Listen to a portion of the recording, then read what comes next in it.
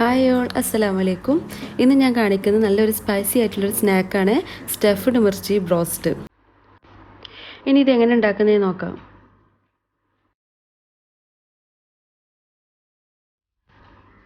ആദ്യം ഒരു കടായിൽ കുറച്ച് ഓയിൽ ഒഴിച്ച് കൊടുത്തിട്ടുണ്ട്. ഇനി അതിലേക്ക് കുറച്ച് ചോപ്പ്ഡ് ഗാർലിക് ഇട്ട് കൊടുക്കാം.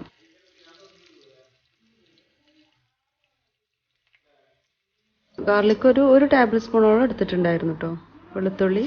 ഇനി അതിലേക്ക് ഒരു 2 മീഡിയം സൈസിലുള്ള സവാള ഒന്ന് ചെറുതായി കട്ട് ചെയ്ത് ഇട്ട് കൊടുക്കാം. ഇത് നല്ല ഹൈ ഫ്ലെയിമിലിട്ടിട്ട് വേണം ചെയ്തെടുക്കാൻ. അതൊന്ന് വഴറ്റിയെടുക്കണം.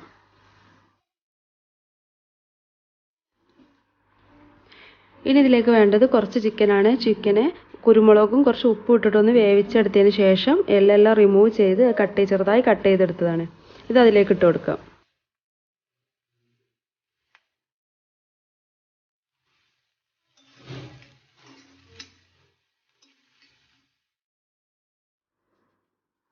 ഇനി ഇതിലേക്ക് വേണ്ടി റെഡ് ചില്ലി ഫ്ലേക്സ് കുറച്ച് വേണം.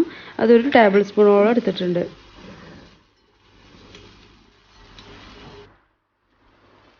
ഇനി 1 ടീസ്പൂണ് കുരുമുളക് പൊടി ചേർത്ത് കൊടുക്കാം.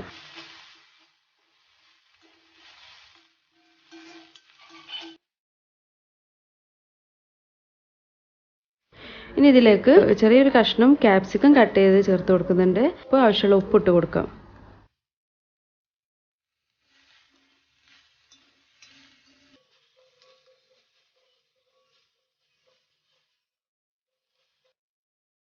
ഇനി നമുക്കതൊരു പാത്രത്തിലോട്ട് മാറ്റാം. ഇനി ഇതിലേക്ക് ഒരു 3-4 ടേബിൾ സ്പൂണോളം മയോണൈസ്, ഇത് ഹോം മെയ്ഡ് മയോണൈസാണ്, ചേർത്ത് കൊടുക്കുന്നുണ്ട്.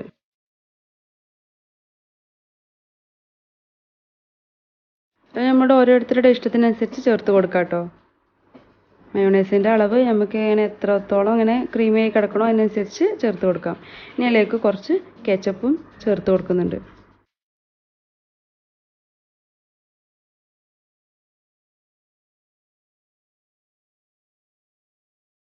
ഇതിൻ്റെ ഫില്ലിങ്സ് റെഡി ആയിട്ടുണ്ട്. ഇനി അടുത്തതായിട്ട് നമ്മൾ കുറച്ച് വെള്ളത്തിൽ ഒരു 2 ടേബിൾ സ്പൂണോളം മൈദപ്പൊടി ഒന്ന് കലക്കിയെടുക്കുന്നുണ്ട്.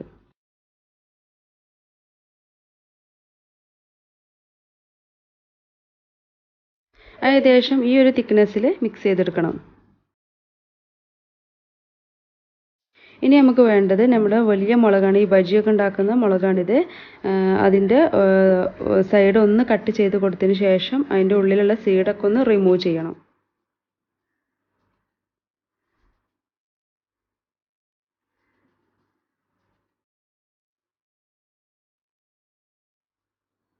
അങ്ങനെ എല്ലാത്തിൻ്റെ സീഡ്സ് റിമൂവ് ചെയ്തെടുത്തിട്ടുണ്ട്. ഇനി ഇതിൻ്റെ ഉള്ളിലോട്ട് ഈ ഫില്ലിങ്സ് ഇട്ട് കൊടുക്കണം.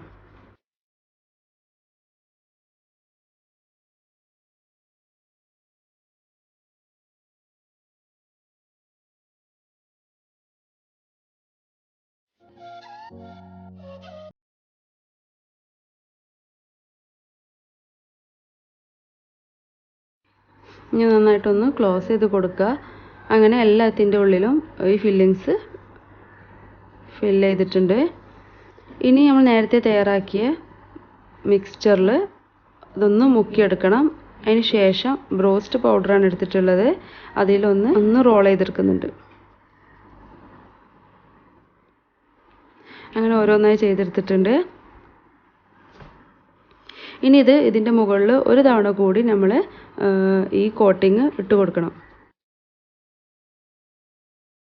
വീണ്ടും അതൊന്ന് ഈ മിക്സ്ചറിലൊന്ന് മുക്കിയെടുത്തതിന് ശേഷം ബ്രോസ്റ്റ് പൗഡറിൽ ഒന്നും കൂടി കവർ ചെയ്തെടുക്കണം. അങ്ങനെ 2 കോട്ടിങ്ങാണ് കൊടുത്തിട്ടുള്ളത്.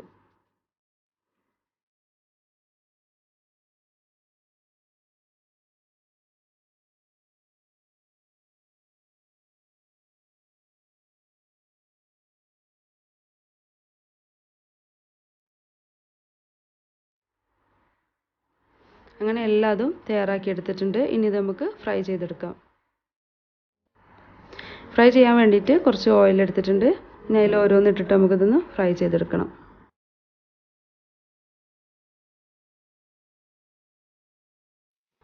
നല്ല ഹൈ ഫ്ലെയിമിലിട്ടിട്ട് തന്നെ ഇത് നമുക്ക് ചെയ്തെടുക്കാം.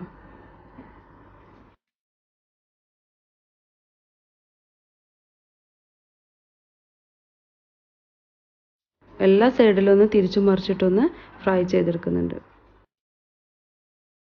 അപ്പോൾ ഇതെല്ലാവരും ഒന്ന് ട്രൈ ചെയ്ത് നോക്കുക. നല്ലൊരു അടിപൊളി സ്നാക്കാണിത്.